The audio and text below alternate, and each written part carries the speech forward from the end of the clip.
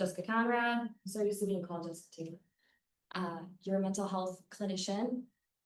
This is Elizabeth. What is your profession? I'm in nursing school. How old are you? I'm 20. Nice to meet you. Nice. I'm Sydney, I'm 23, and I'm a special education teacher. I'm Carly, I'm 28, and I am a third grade teacher. I'm Laura, I'm the other Co-host. podcast, my co-host, You guys all know Laura. also 28, and Me too. I'm an early childhood professor.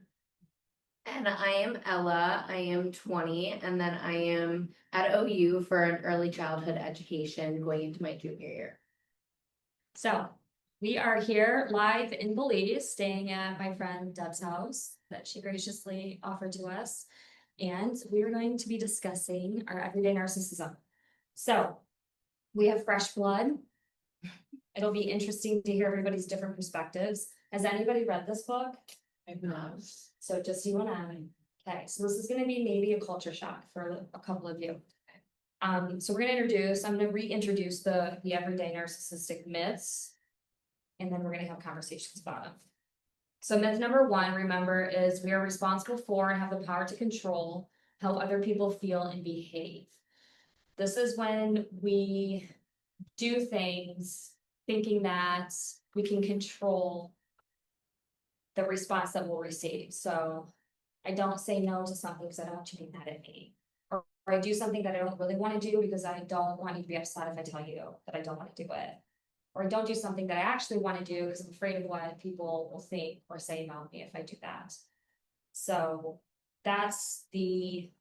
this isn't narcissistic personality disorder. So we're not talking about like clinical diagnosis of this. This is what everybody in the country, world, especially in our culture, subconsciously lives by these myths.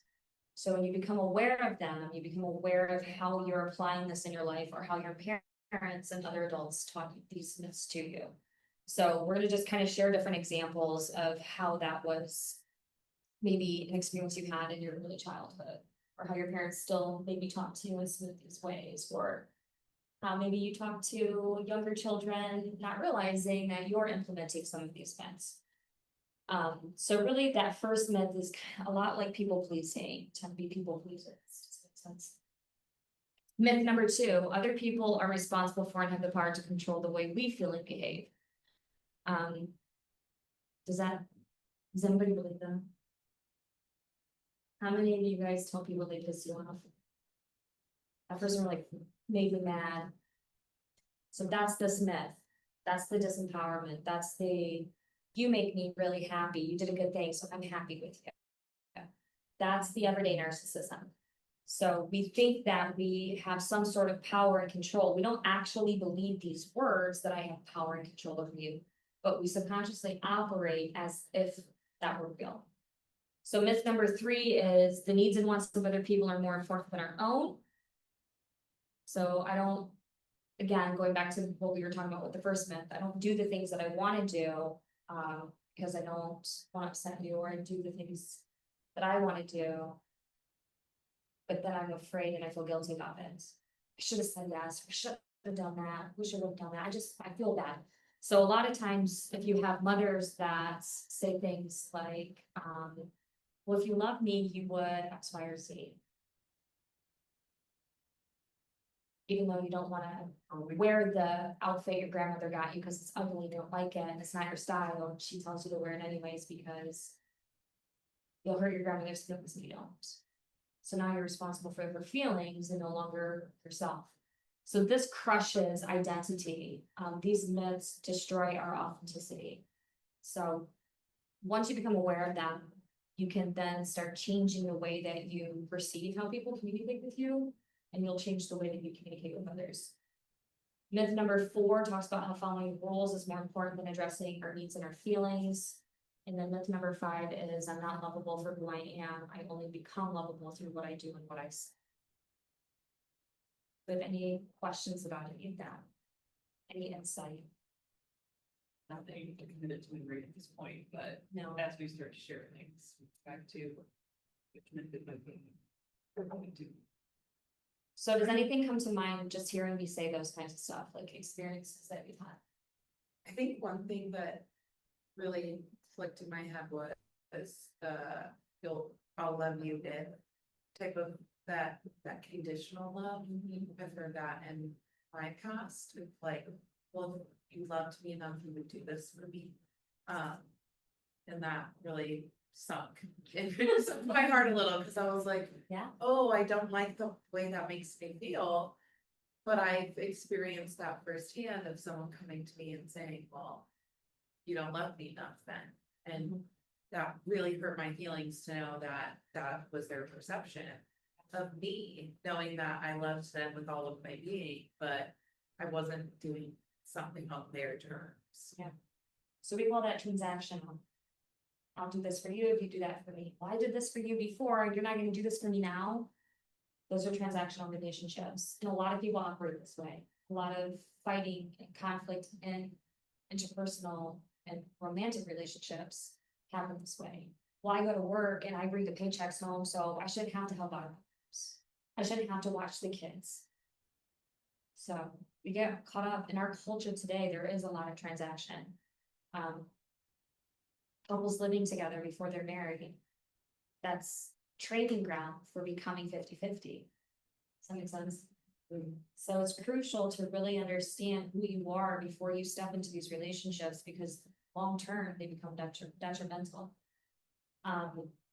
So we're gonna talk about, I'm gonna read an example in here. Adam is my favorite one. Yeah. So I'm gonna read a story.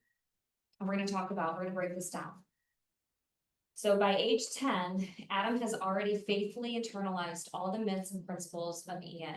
He also diligently follows all the rules that adults expect him to follow. He has learned how to behave perfectly at all times. He follows directions and always says, please and thank you. He is extremely responsible for a 10-year-old. Strangers who meet him praise him for acting like a little adult. Adam's teachers love him because he is so easy to have in the classroom. Parents like to have Adam over because he adheres to all of the rules and expectations with no arguments. Adam gets a lot of positive reinforcement for not being himself, but for being a good boy. In fact, however, Adam has learned to be a robot. He lives myths 1, 3, 4, and 5 to perfection. For the next 2 years, Adam's outward behavior doesn't change. One day, however, his father discovers a sketchbook hidden under his son's bed. In the sketchbook are many drawings of a boy sitting alone and looking very sad, holding a knife to his wrist as if to cut himself. Inside the spiral binding of the sketchbook are 3 joints. Adam's parents are shocked. They had no clue about their son's unhappiness. To them, he seemed like such a happy, well-adjusted boy. They wonder what has suddenly gone so wrong with their son. Adam's father blames the change on the early stirrings of adolescence. In fact, something very right is beginning to happen inside of Adam. He is starting to challenge the myths of everyday narcissism and beginning to say to himself, I'm not a robot. I do have feelings. I'm tired of existing just to make adults happy. I want desperately to matter. Somebody please acknowledge me. I get choked up every single time I heard this. It almost makes me cry every single time. This was, I see this, this was my life. And I see this a lot with firstborn. The oldest siblings. You're tearing, Mom. I literally went to cry too. We literally talked about this earlier. Yeah.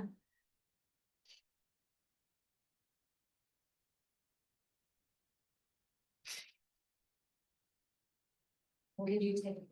Space, time? Do you want tissues? I didn't even think about getting tissues. Babe? We'll ask about that later. How do you guys feel when you hear that? Other than extremely sad? Yeah. A lot of emotions. Feeling in the dark, people not understanding, that you want to be okay. Yeah. But people think you're okay, but you're not okay. And like people say that all the time, but people don't actually understand what it means to not be okay, but people think you're okay. It's hard. I will be your therapist. Yes, yes. I bring this on to everybody. It's healing, like to allow yourself to feel those feelings finally. To be like, oh my God, somebody actually wrote what I'm experiencing. This makes sense. Yeah. I'm not alone. From my personal experience, not the sadness point of view, but I was diagnosed with ADHD at 25. And that was, it wasn't a huge wake up call for me because I became a lot more self-aware of like certain habits and procrastination, the way I lived and how I operated in my work ethic. And I remember like finally coming to terms that I had ADHD and realizing that no one knew growing up because of the way I hid it. Yeah. And it was it was crazy because it's something that I thought was so normal, but I was just operating based on what how other people wanted me to operate, and I wasn't acting how I wanted to act because I knew it was wrong. Which is different for you. Yeah, I think I was an ADHD undiagnosed kid. yeah. Definitely have.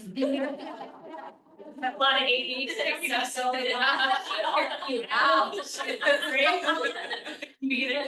Here's the comic relief of the day. Let's talk for a second about what just happened at the water cooler before we. Oh, yeah. Oh my gosh. Y'all. The water So this lovely water cooler here was empty and I was like, hey Jess, we need to replace. So I get this big. It's a 5-gallon jug, so it's this Yeah. huge 5-gallon jug. Oh, okay, we can back up. And they're heavy. I went over there to fill up this cup and I left the thing, I flipped the thing up and nothing was coming out. So she's And I'm like, it's empty.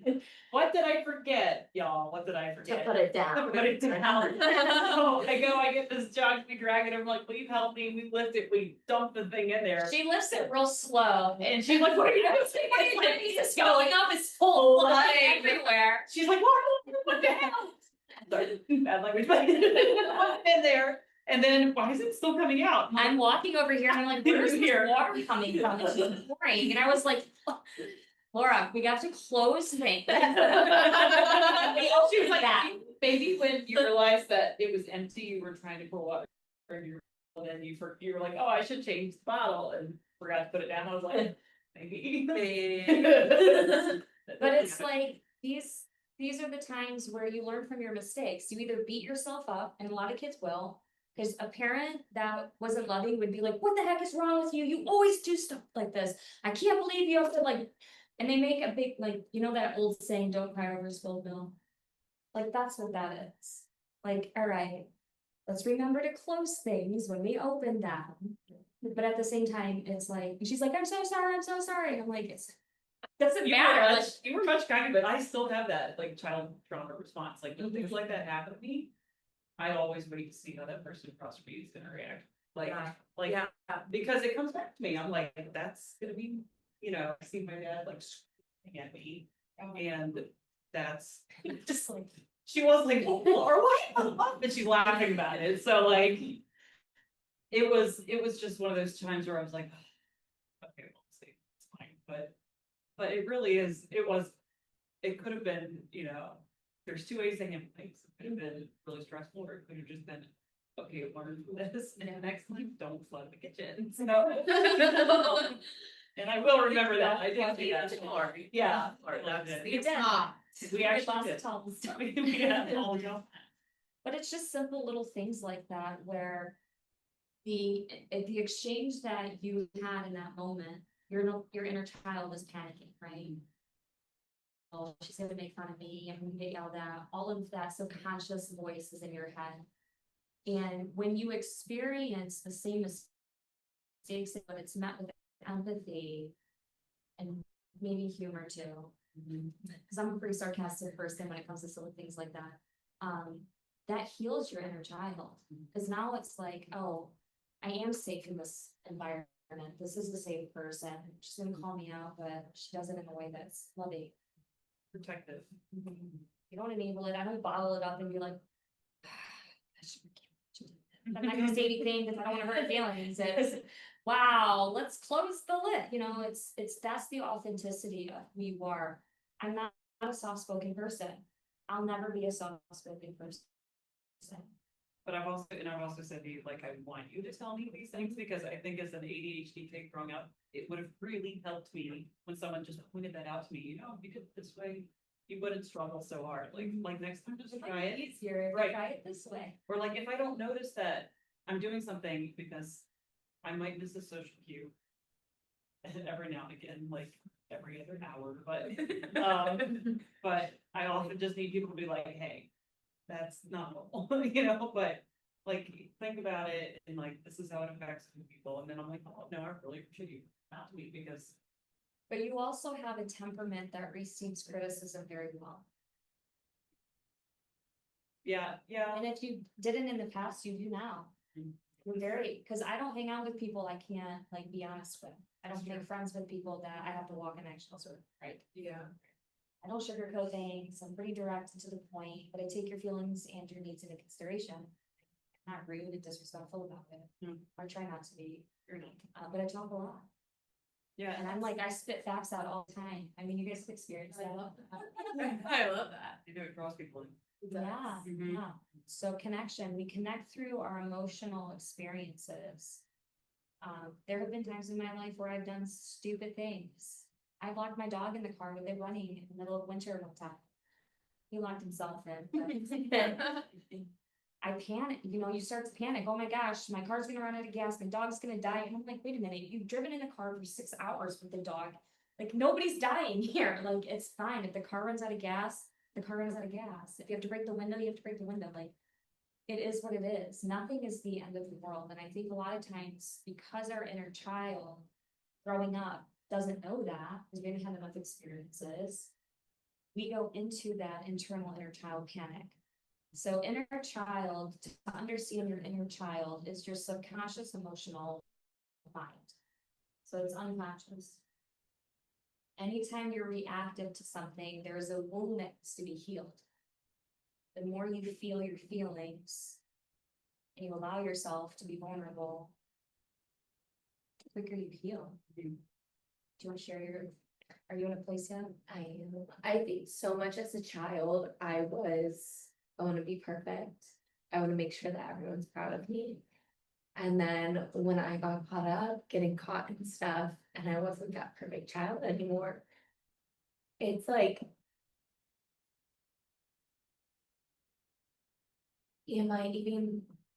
should I be in this family?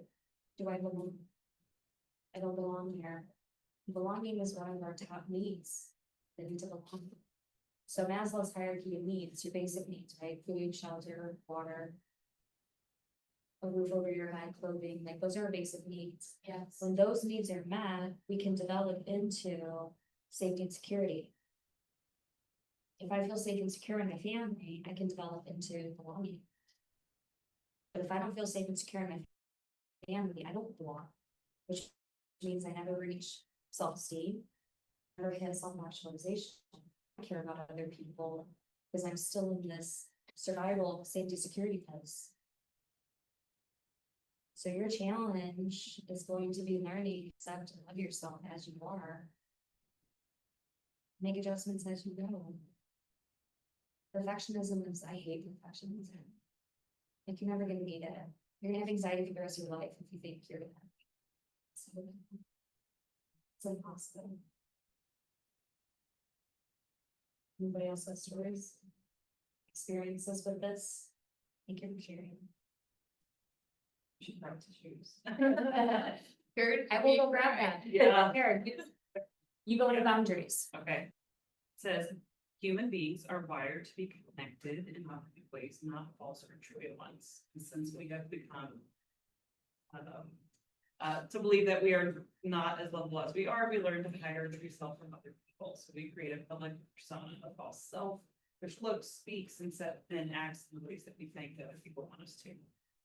So we have a need to belong. And this actually is what causes us to maybe not have boundaries, because we realize by setting those boundaries that all of a sudden those people who are wanting to accept us are not going to accept us because we've said no to something. We've turned them down, and that can break risk to our own. That's a fear of rejection too. Right. So we're gonna talk about, has anybody read any of Bernie Brown's books? Okay, read her books. So we just, one of the books we just did before this one is called Braving the Wilderness. Like, And, Rose. yeah, Yeah, I like grab mine, so I can write this. so. Braving the Wilderness, she talks about stepping outside of the comfort zone. Having a strong front or soft front, strong back, wild heart. So. All of the books we've read so far this year are basically about authenticity, how to be your authentic self, how to be your true self, not this false identity or this mask that you wear. So when we're braving the wilderness, we're walking in the wild, right? Like we're in the middle of the woods, we don't know what to expect, what's gonna come up. We don't know how people are gonna treat us, how they're gonna respond to us. We're gonna be rejected, we're gonna be scared. But when we belong to ourselves, we become less and less afraid of the wilderness. The wilderness is always gonna be there. You're never gonna not be in the wilderness. So it's learning how to accept that I am in the wilderness. How do I get along in the wilderness? You have to know who you are. Most of us will go into the fitting in stage. So what is the difference between belonging and fitting in?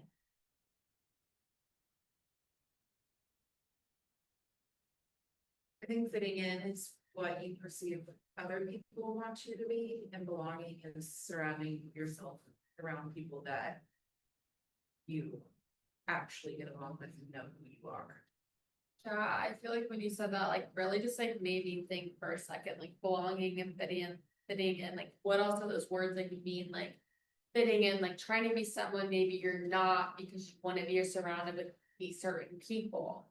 But then belonging, being with people that are just like you and people that share similar things as you or similar beliefs as you, rather than fitting in, you're just trying to be someone that you're not. And when I think of that, I think about like my gym. When I think of my gym, like that's the first place I feel like I have ever really like belong. Like my gym is like my home. Like I belong there because these people believe the similar things. I believe fitness and being healthy and being surrounded with people that are very authentic. But then like when I think about other people that I've been friends with, like I have tried to be someone that I'm not, just so I can be friends with these people. And it's like very, I've never really thought of it when you just said that, but now like really opens my mind, like the difference between the two. And you shared last night at dinner situation that you're going through with your friends that you're trying to fit in with. Yeah, and that kind of like brought like made me think of it. Like when I think of it, like with that situation I'm going through and finding out that you're not in that some like group chat that you want to be in. It's like, but maybe all along I was just trying to fit in and be friends with those people. But maybe I wasn't like that. And maybe I was trying to be someone that I wasn't. And when I really do think about it, I feel like I was just trying to be that perfect person, always giving the gifts, giving all the stuff so I can not lose my spot. But then as soon as I stopped, I was removed. It really opens my eyes. Like it's very crazy because I feel like I've been through a lot of this in my life. And that just like it really just opens my eyes. I literally have never thought of it like that. But like it's crazy to think like maybe all along I was just trying to fit in and be this person that I wasn't. Because now that I've been removed from the situation, I feel at peace with myself. It's so weird. You look like you're thinking deeply over there. I feel like I personally wouldn't have thought of these things as outright narcissism. Especially number 3. The needs and wants of others, of other people are more important than our own. Yeah. I wouldn't really consider that one. Why do you think that is? So what is narcissism again? So what is the root of narcissism? The world revolves around me. And the world, what happens in the world is because of me. So if you think about narcissism, the root of it is really just your pride, your ego. So if other people's needs are more important than my own, if that continues to grow and develop, I slowly become the martyr. And then I'm the person who's never good enough, nobody ever thinks me, and nobody loves me, and I just can't do anything right. I. So narcissism is when your focus is so on you. Instead of being like, you know what? I choose to be the person who reaches out to my friends because if they're busy or they don't think about it, but I do, like, that's who I am. Who am I to demand that everybody be like me? That would be my narcissism, right? Everybody should be like you, and if they're not, then they're jerks. And so you said, you know, being around and surrounded by people who have similar beliefs and values, I would say it's even deeper than that, because we all probably have very different beliefs and values. But we respect each other and we honor each other's beliefs and values, whether it's what I believe or not. Now, if what you're doing is causing harm to me, that's a different story. Or if what you're doing is causing harm to yourself, I'm going to be the person who speaks up about that. Because the people who care about you are the people that tell you what you're doing is causing, who cause you problems. Even if right now you don't think so. When I was in my 20s, I was doing some crazy stuff. Because you don't think about risk long term. That I grew up in an abusive home my whole life, and I didn't like myself and nobody, because I'm spitting in with everybody. The first place I ever felt like I belonged was at a strip club. Why? Because every woman in that strip club comes from a broken home and they hate themselves. That's why they do what they do. I connected them. That's me. That's me naked. There, like literally being naked. When you can be naked and be your true self around people and they still love you because they love to be around you, that's when you can learn to heal from your shame. That's when you learn to just say, this is who I am. You can take me or leave me, because I'm not afraid of rejection. I'm not afraid to be alone. I love who I am. I've worked hard to be the person that I am. Now, if I'm on the extreme end of the other side of that spectrum, I'm going to become arrogant and grandiose. You know you're on that side of the spectrum when you have to criticize, belittle, and put people down to feel better. So that's not authenticity. Authenticity is about being humble. I have weaknesses and I have strengths. What are my strengths? Recognize my weaknesses. I can laugh about them when they come. What do? I snap at people when I'm told no. That's a weakness of mine.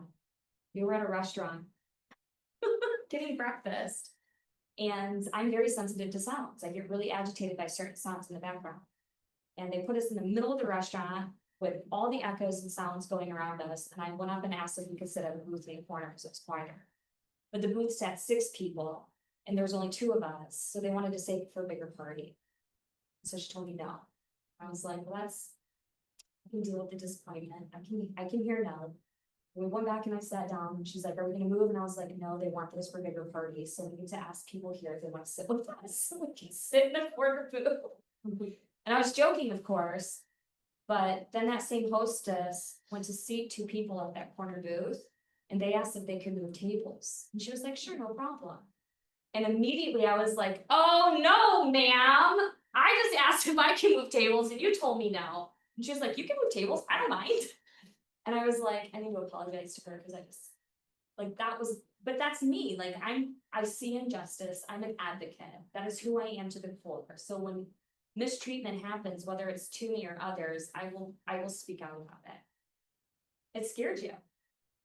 But I is that, don't know if it scared you. It made you real uncomfortable to be around that. Why? You're like, just get along with everybody. That's his yelling was one of my childhood triggers. In that, I mean, this was early on into us getting to know each other, but I called him, I was upset. It's like yelling really like scares me. That's when we were so voice setting. I felt like it was my, you know, that I did something. So we had a long conversation about that. And it, you know, it turns out too, I was my past on to you in that moment, but like we figured it out. It was just, and now what do? We actually go back to that same restaurant, but we get to the corner booth. But we have.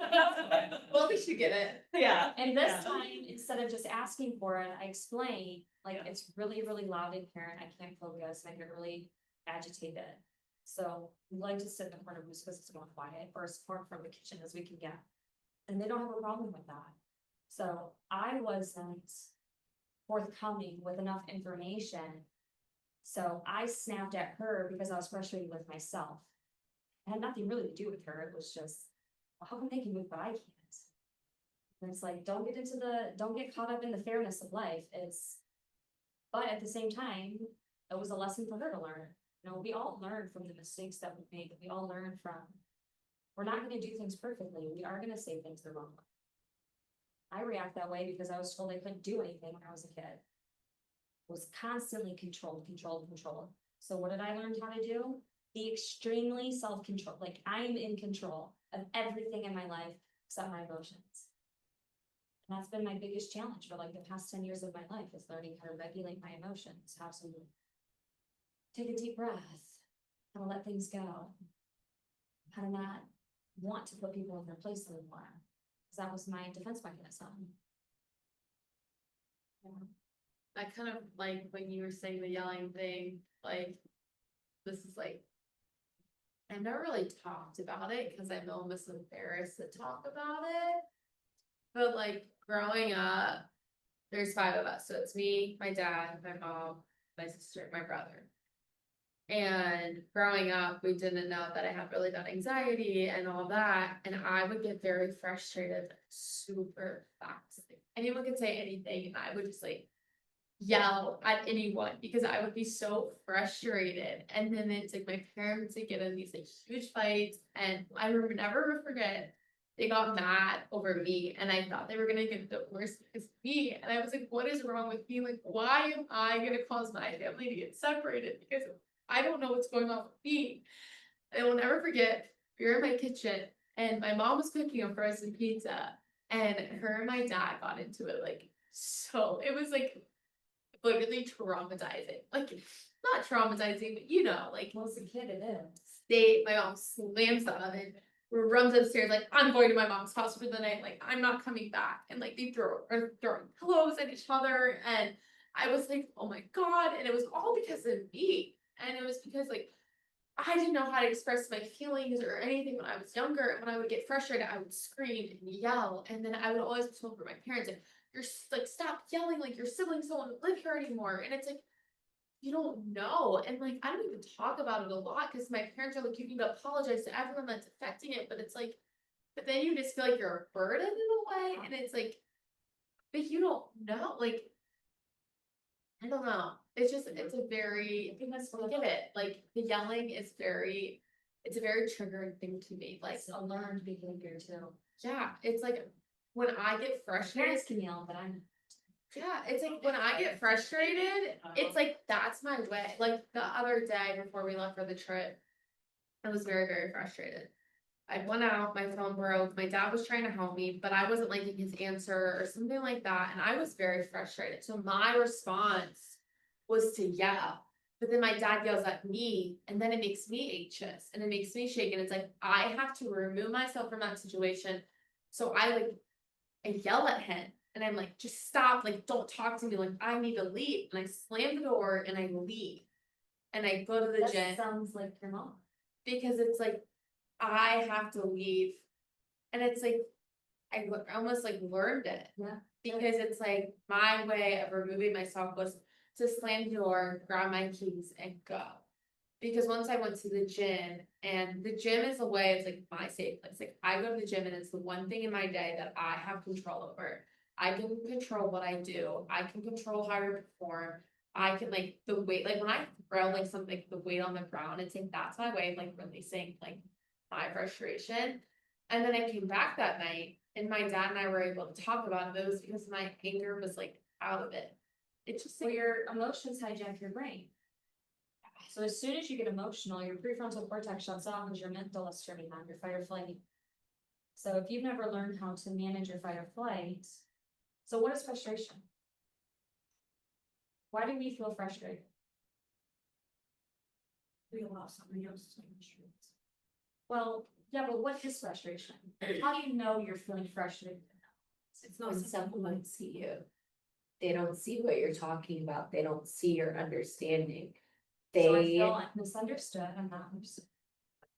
So frustration, the definition of frustration is things aren't going the way I expected them to. Yeah. Anger is rooted in I'm not getting my way. Any form of anger, anytime you feel angry, if you ask yourself, am I feeling like this because I'm not getting my way? I would say probably 99.9% of the time the answer is yes. I agree. So that's your everyday nerve, your Ian is kicking right there, I'm not getting my way, so I'm gonna get angry. You learn that. Anger is, it's a natural, I think, response. Animals get scared, they attack, right? So that's like our hardwired part of us. So if I know that I get super loud and I wanna lash out when I'm feeling frustrated, I have to learn to say, what's going on in my body right now? As soon as I know that I'm starting to get frustrated, I don't keep going until I blow up. Learn to say, I'm becoming frustrated, so I need to do something that's a good distraction. Going to the gym is a good distraction. Going for a walk. Taking a nap. Taking a shower. What do you guys do when you feel frustrated or you're overwhelmed? Like, how do you distract yourselves? here's my question for you. So what do we do when we need to walk away and others don't need to? I need space, I need time, I need to think. They don't want to.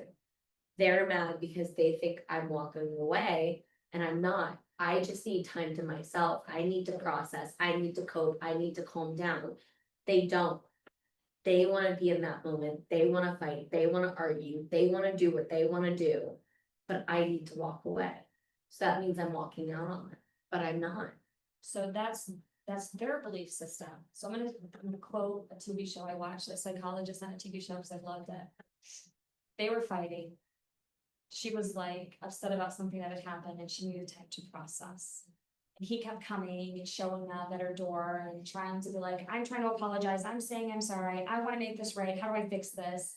And she said to him, if you think your need to be validated is more important than my need to think and to heal from this experience, then we don't need to have any sort of a relationship. I deal with this with couples who come into counseling all the time. I'm trying to leave, he won't let me leave, I dealt with this. I became homicidal at one point in my life when my ex-husband stood at the door and wouldn't let me leave. I grabbed a knife and I was like, I will literally kill you right now if you don't get out of my way. You cannot trap somebody who's been abused. People do not have the right to tell you you cannot leave. The moment that they do, you have a decision to make. If you don't let me leave, one, I'm gonna call the police. Everybody has a phone these days, so it's pull your phone out. A narcissist who won't let you do what you need to do to feel safe again will change his demeanor immediately if you start recording him. Because he or she cannot be seen as less than perfect. So pull your phones out. Just gonna record this. Do you ever see the movie?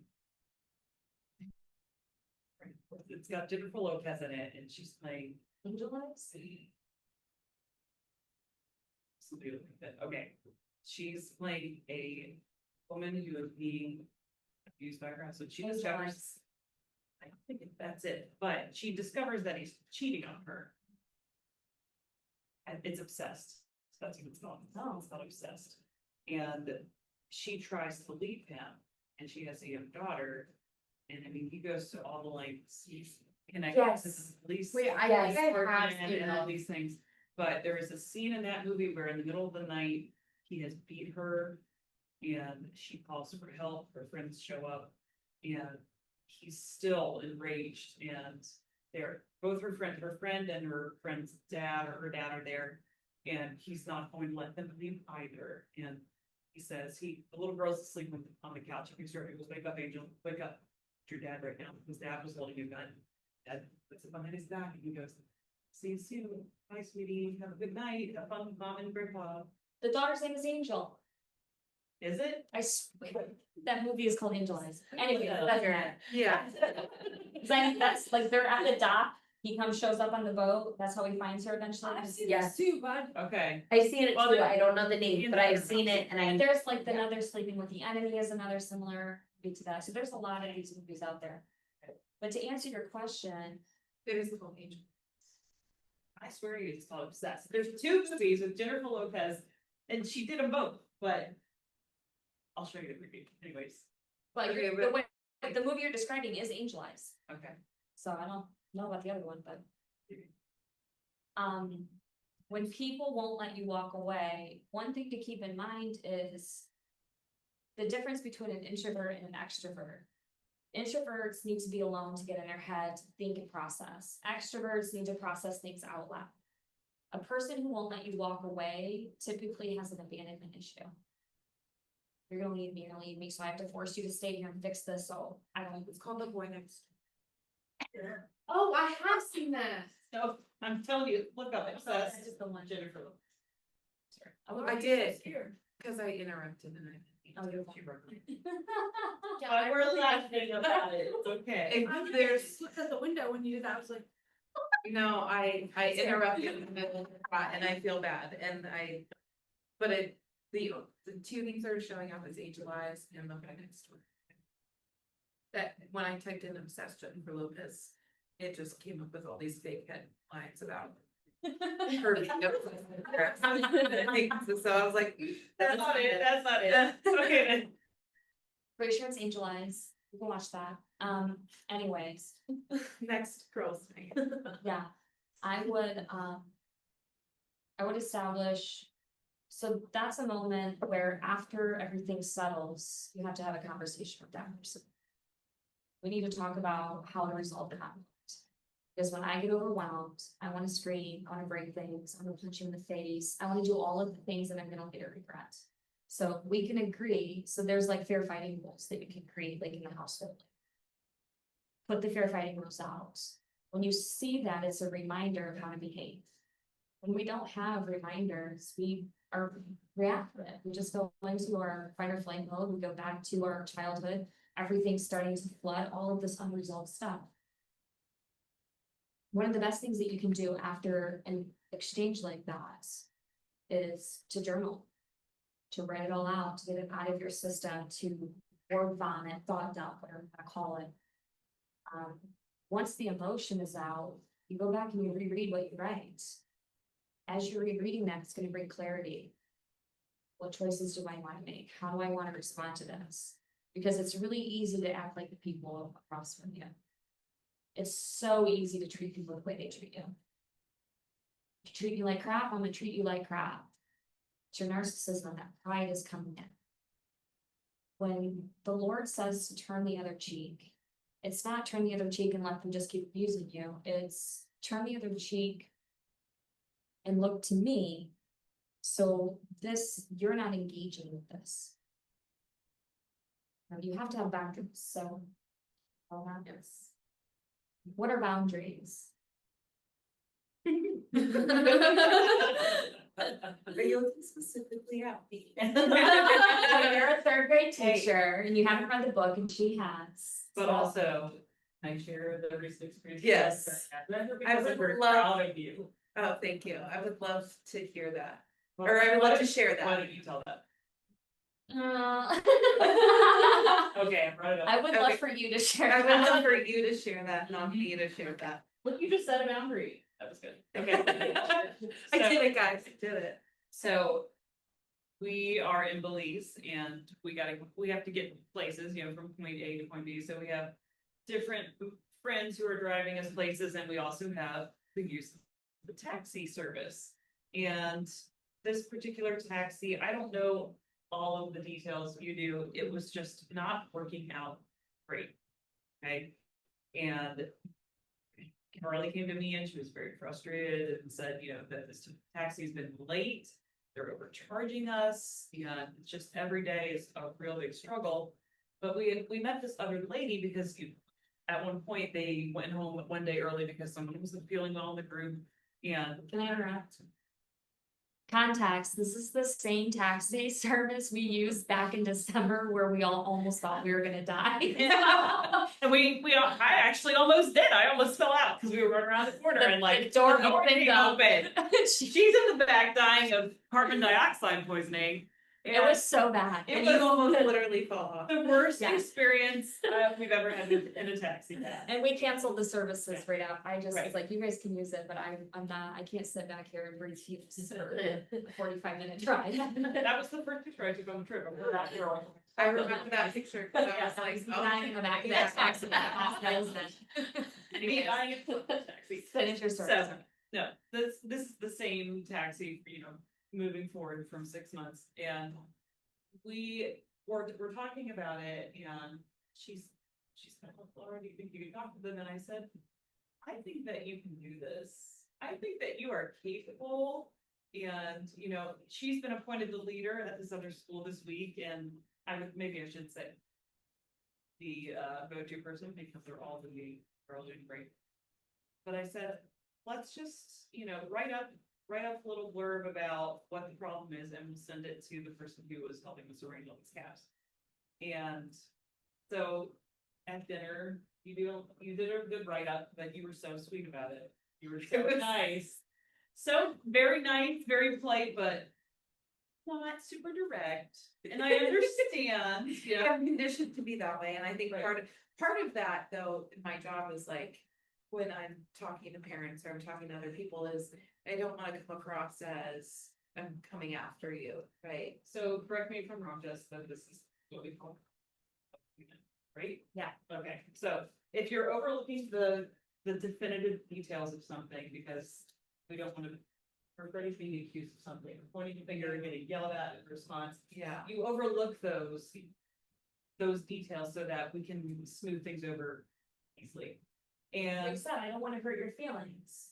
What a sad myth number. I'm responsible for and have the power to control how other people Yeah. feel and behave. Yeah. And then I don't take my own needs into consideration because I'd rather her get her needs met.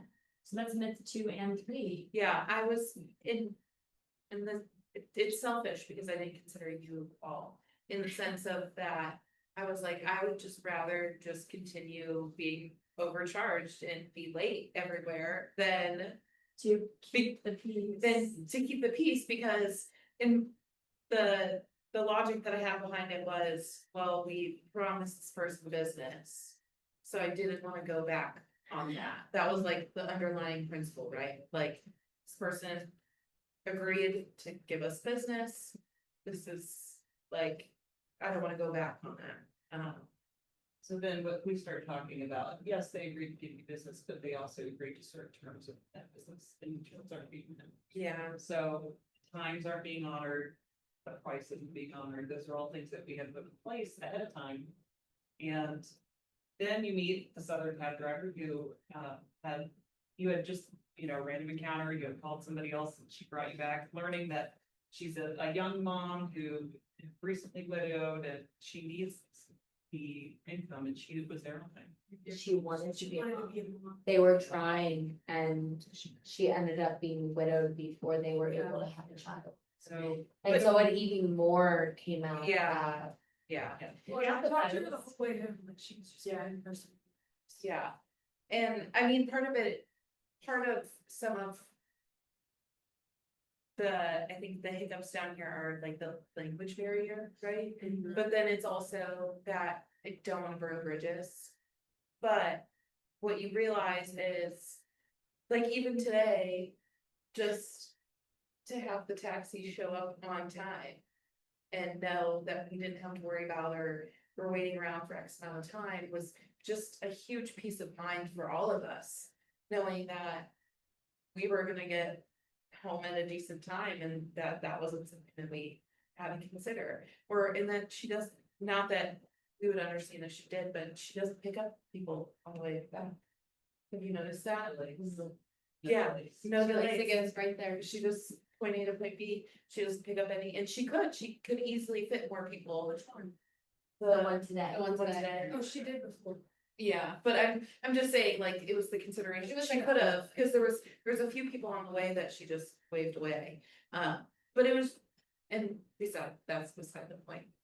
But what I realized, and I was really scared because when we communicated with the other taxi service or the point person for the taxi service, that we were no longer going with their services, they showed up today because they didn't get the message in enough time, and that freaked me out. But if they showed up what, Late, like 20 minutes, right? Very late. You were gone. And you were so grateful that Laura was there to deal with that. I was. That's good. I think one of my texts to you was thank you, I appreciate you, because I was literally like, I'm so glad that I'm not there right now to like face the disappointment in their face, like. But what happened when you looked at did you look at the messages today? Oh, and then we got, the point person got back to us and was like, I'm so sorry that you had to go through that, and thank you for letting me know. Yeah. Yeah. Oh, like the driver from the first. No, the Our point person who arranged that original taxi, Oh. I think one of the concerns was that she would be upset too, or let's, you But know, who is she yeah, to us? Why do we care what she thinks? yeah. Is she Because I like- think, well, Carly and I have a long-standing relationship with her, so. Oh, yeah, I know this person. not the taxi person, but the person that arranged the taxi. Right. Which I'm guessing is probably a friend of hers or something, Right. you know, because that's Right. how. That's why I was Exactly. confused in the first place, why we were even, I know, there's a lot of Hesitant. moving parts here, but. because like, if nobody knows them. Right, what's the harm? And I think for. Yeah, I think for me, I just went a little deeper just because I didn't, You knew the point. yeah, I didn't want to to come off as that, yeah, here I am. Who cares? You really want me to say it. She's smiling. She's Good so at that funny. face. She's like, She's like, say it so I can make my point. Hear yourself. I say it. didn't wanna come off as that I was like too privileged or too demanding or any of those different types of things, cause at the end of the day, I was just truly appreciative that we had a ride, right? So why do I need to be picky about those details when I could just. This could be a full therapy session, because I would correlate this to your previous choices in men. Harley. Yeah. There's an expression that I had to I use to remind myself of, I'm worthy of the cause, and that is, don't set yourself on fire to keep up the fun.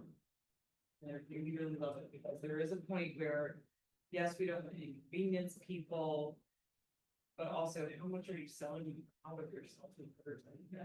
Yeah, It comes down to your needs. yeah. Your needs are just as important as mine. As that person, yeah. My needs don't not matter because you want to do whatever you want.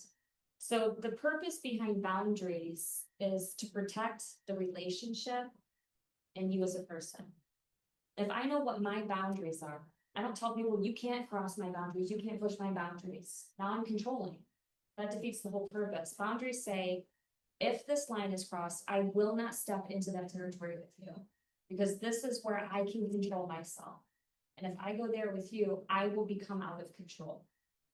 Then I'm trying to control externally instead of internal. So there's two psychological concepts known as the external loci of control and internal loci of control. Most people probably, I would say, have an external loci of control. I try to control everything around me so I feel in control. As opposed to saying, I can't control anything around me, so I have to figure out how I'm gonna operate when things are outside of my control. How do I respond to the frustrations of those around me? How do I deal with spilled water? How do I react to that? Do I try to control you and tell you, you can't do this, you need, or do I say, grab a towel, clean it up, turn the knob off? Just solve the problem. If you're solution focused, you're less concerned with your feelings. If you're problem focused, your feelings are consuming. And then you don't go anywhere. So boundaries say, my needs are just as important as yours. If I have to say no, that's okay, but I also equally have to be okay with other people telling me no. So this is the polarization we run into. You know, we'll say that for example, yelling is not okay, right? It's bad to yell, don't yell at people. What if somebody's running across the street and a car's coming? sweetie, come here. That's not gonna stop anything. Yelling stops. That's why we yell. It stops, it's alerting. But we also have to take into context when we're doing that. So when somebody gets loud, I can be like, you can't yell, or I can go, whoa, they must be really upset right now or scared, because usually it's a fear response, I would say. A lot of anger is the tip of the iceberg, and then there's tons of things going on underneath it. And if you don't take time to deal with and explore, discover what's going on underneath it, you get stuck in that anger. And it controls you. And then you try to control everybody else because this emotion is controlling you. So boundaries help us know what works for me. And build your self-esteem. If I'm people pleasing, I don't fit in. I'm trying to get you to like me. And I think we mostly do that when we don't like ourselves. So how do I learn to like myself? How do I learn to be okay with me? To do things on my own? To challenge myself? I don't need people to approve me. How do I learn to approve myself and live according to my value system? So we talk about feelings and needs. Your needs are your values. If I say I'm feeling frustrated because I need you to listen to what I'm saying instead of trying to tell me how to feel right now, my need is respect. My need is validation. My need is, what is your need? When you know what your values are, those are your needs. I can communicate a whole lot more effectively if I'm aware of what the needs, my values are. Then I'm making decisions based upon my value and not my feeling in this moment. Does that make sense? So let your heart guide you. It whispers, so listen closely. The Land Before Time. That's a quote from The Land Before Time. One of my favorite movies as a kid. So each time we don't honor our own boundaries, and each time others don't honor who we are, an old wound is deepened. As a result, anger and hurt get stored inside of us. This is where the root of bitterness is planted. As children, many of us keep this anger and hurt to ourselves. To our young minds, expressing those feelings would result in rejection. A woman's number one fear is rejection. A man's is failure. Failure. So when you're arguing with your significant other, you're arguing from a place of rejection, afraid of being rejected. They're arguing from a place of, I'm a failure right now. And I need to figure out how to correct this conversation so I'm not the failure. And you're like, I'm just being rejected over and over and over again. Nobody hears me. Nobody understands me. You don't ask any questions about me. So I'm going to read another example. Is everybody okay with this? Mm-hmm. All right. So this is Ruth and Hal. By the time Ruth turns 15, she has learned from her parents, her grandparents, her teachers, and most other adults that she has the power and the responsibility to make everyone else happy. Ruth is in 9th grade. Her parents and teachers are proud of her. She studied hard, earned high grades, and is active in her synagogue. She is not particularly interested in school or Judaism. However, she knows how to please the adults in her life.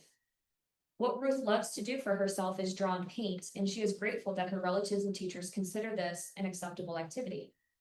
One day, Hal, a boy from the neighborhood, asks her out to a movie. She doesn't know him very well. Her parents and his parents are friends, though, so she says yes. Ruth enjoys the movie. However, she finds Hal selfish and boring. As he drives her home after the film, he talks about himself in great detail and does not ask her any questions about herself or her life. After Hal parks the car near her home, he tries to kiss her. She says, "No, Hal," and turns her head away. He says, "Oh, come on," takes her head in his hands and plants a firm kiss on her mouth. She pushes him away. "Hey, I said no." Her boundary. Not respecting that boundary, Hal leans toward her. "Don't be so cold to me. I like you. You don't want to hurt my feelings, do you?" This confuses Ruth. She believes she has a right to say no. Suddenly, though, all the Ian myths come flooding into her mind. She wants to be liked and accepted by Hal, by his parents, and by the people in general. She's afraid that Hal won't like her if she keeps holding him off, even if she doesn't like him that much. In her fear, she disregards her own boundaries. So she gives in to his kisses and she and Hal make out in the car for several minutes. Later, alone in her bedroom, Ruth feels sad, confused, bewildered, and disappointed in herself. She doesn't understand why she spent 5 minutes kissing a boy she was playing. How many of us do this? Because as a person growing up in a house without boundaries, I'm not kidding you, I never heard the word boundary until I went to therapy in my life. And I was like, what's that? And he was like, we got a lot of work to do. But I really did live in a house where people walked all over each other. Feelings and needs were either disregarded or disrespected. And even if what someone was doing to you made you uncomfortable, you didn't tell them no. And that resulted in me being sexually assaulted when I was 16. I never stopped it because I didn't think that I was allowed to. And that's what that comes down to when you live in a situation where you're punished for having an opinion or having feelings about something or being told that you don't have race. And I believe that when I think her. So that like, and then afterwards I buried that. I was an internalizer, the person I stuffed it all in now. Girl, no. But I had to teach myself to draw that out because you know what happened from 16 to right around 28, right when I hit 28, that all exploded. All that all anger. comes out eventually. I was raging, angry, and Can you imagine her angry? I'm real calm now, but I had a couple of years where it was really, really rough. And I am married to a great man who stuck it out. He didn't have to, but we separated twice already. And I've never been more pissed off about it. But She's like, I don't even know why I'm so mad right now. I just I did. did. It's just pouring out. I just remember being Yeah. enraged at specifically I was projecting everything onto him and him saying one day, oh, I'm not those people. I'm not the one who hurt you. Yeah. But that's what happens when you deny yourself. And we helped you heal. We helped you find that safety and security that you had to deal with the inner child that was constantly going over. Yep. Anger management, you seen that movie? Sounds familiar. So it's Adam Sandler and One Flew Over the Cuckoo's Nest. Who's the main actor? Oh my I gosh. know that. Jack Nicholson. Nicholson. Here's That man is Jack. crazy town. So he's the therapist, court-appointed clinician. And he does very not traditional therapy. But he keeps telling him you have anger issues, and he's like, I know I have anger issues, and he said, listen, there are two types of people with anger issues. There's the person who goes into the grocery store and starts cussing out the cash register attendant because the total is not what he expected it to be. He's cussing and screaming at her. He said, the other person is the one who comes in, never says anything about the wrong prices being on things, bottles it up, goes home over and over and over again, and then one day comes into the store and shoots everybody dead. He said, you're the second person, because you hold, this is implosion. This is where self-harming behaviors come from, cutting. You hold it in, you take it out on yourself. We are all very aware of people who are exploding. We're very quick to call them bad kids. Really all we're trying to do is figure out what's going on inside of them. We're all in the same boat. We're all suffering from the same pain. Some of us take it inward, some of us take it outward. Have the conversation. So one common variant of failing to honor our own boundaries is called passivity, which is what she's explaining. There are times in everyone's life when passiveness, being patient, waiting and seeing, taking a step back, or letting someone else take the lead can be wise. For some of us, though, everyday narcissism encourages us to make passiveness a way of life. We let others set our goals, guide us, and tell us what to do. We rarely or never state what we want or need. We don't take responsibility for ourselves or our feelings.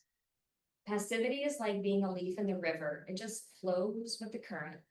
That current may take the leaf down the rapids or slam it up against a log or wash it up on a random beach. Whatever happens though, we get to tell ourselves that we weren't to blame, that what happened was done to us. That's the emotional payoff of passivity. Conflict avoidance is perhaps the most common form of passivity. For many of us, conflict is frightening. As children, conflict may have usually resulted in feeling rejected, hurt, and alone. So we learn to avoid it as much as we could, often by keeping quiet. So this is the victim mentality. This is when you start to develop a victim. You're the villain, but I can't say anything about it. Yet conflict is as unavoidable part of life. When we try to avoid conflict, we create a new conflict within ourselves. As a result, tension forms around that conflict. This tension is not between us and another person, it is inside of us. Then we become upset or angry about what may or may not happen because we keep this conflict inside ourselves. There's no risk of rejection. That's the payoff for us. Yet if we regularly repeat this behavior and if we are conflict avoidant, we probably will. Then over time, our anger collects and our resentments build, which often leads to depression. So Dr. Rosenberg calls depression the result of being good little girls and boys. Just being the good person, that's resulting. Depression is when our needs go unmet and we don't know what our needs are. Then we expect other people to know what we need. We get pissed off at them for not knowing what I need. You should just know how I feel or what I need. So a rule of life that I live by is temporary discomfort prevents long-term suffering. Deal with the conflict, call it out, be respectful, learn from your mistakes, but don't bottle this stuff up.